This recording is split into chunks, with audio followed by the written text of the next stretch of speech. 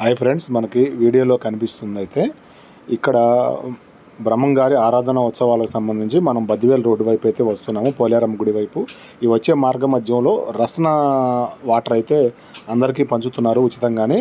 మజ్జిగ రసన రెండు అయితే పంచుతారంట. ఇప్పుడు ప్రస్తుతం రసన అయితే ఇస్తున్నారు. నేను గ్లాస్ తీసుకొని తాగడానికి తీసుకున్నాను. టేస్ట్ అయితే చాలా సూపర్గా ఉంది, చాలా బాగుంది. రసన బాగా చల్లగాను, రియల్ రసన మనం ఇంట్లో తయారు చేసుకుంటే ఎలా చేసుకుంటామో అలాగే వాళ్ళు ఉచితంగా ఇచ్చేది కూడా అంత క్వాలిటీగా అయితే మెయింటైన్ చేసి ఇస్తున్నారు. శ్రీ వెంకటేశ్వర స్వామి మందిరము, గోశాల.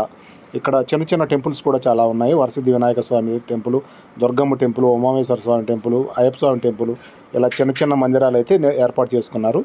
ఉన్నంతలో వారి స్థాయి కొద్దీ వాళ్ళు చేయగలిగిన సేవా కార్యక్రమాలు అయితే నిర్వాహకులు చేస్తున్నారని చెప్పుకోవచ్చు. ఇక్కడ కూడా చాలా విశాలమైన ఏరియా అయితే ఉంది. భక్తులు ఇలాంటి ఆరాధన ఉత్సవాల సమయంలో వేలల్లో లక్షల్లో భక్తులు వస్తుంటారు కాబట్టి ఇక్కడ రెస్ట్ తీసుకోవడానికి వసతి సదుపాయాలు అయితే బాగా ఉన్నాయని చెప్పుకోవచ్చు. ఇక్కడ వచ్చిన భక్తులు ఉయ్యాల ఊగటానికి కూడా పెద్ద చెట్టుకైతే ఉయ్యాల ఒకటి ఏర్పాటు చేసి వచ్చిన భక్తులందరూ కాస్త ఊగేటట్టుగా ఎంటర్టైన్మెంట్ కోసం అయితే ఏర్పాటు చేశారు. పక్కన గోశాల కూడా అయితే ఉంది. గోవులు అయితే 10 గోవులు దాకా కనిపిస్తూ ఉన్నాయి. చిన్న లేగ దూడలు కూడా అయితే ఉన్నవి.